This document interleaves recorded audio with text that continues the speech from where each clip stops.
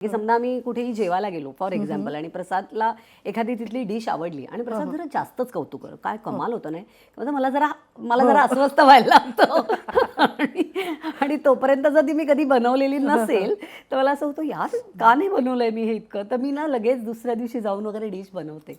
हा मला जरा खायलाही आवडतं खाऊ घालायला जास्त आवडतं. मला खाण्याची एवढी विशेष आवड नाहीये पण प्रसादला खूप खाण्याची आवड आहे त्याला आणि मुलांनाही माझ्या त्यामुळे मला त्यांना खायला घालायला खूप आवडतं तर मी लगेच जाऊन बनवते. तर प्रसाद आणि मुलं मला आजकाल मुद्दामून त्रास द्यायला हे करतात की त्यांना जर काही खायचं असेल तर ते मुद्दामून मग आपापसात आता कळतं मला पण अशी ती म्हणजे बंड म्हणते मी की एखादी गोष्ट जमली नाही की मी अस्वस्थ होत राहते.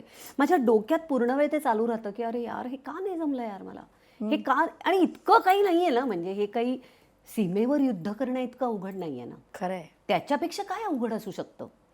तर आपण तर फारच किरकोळ संघर्ष करतोय त्या मानाने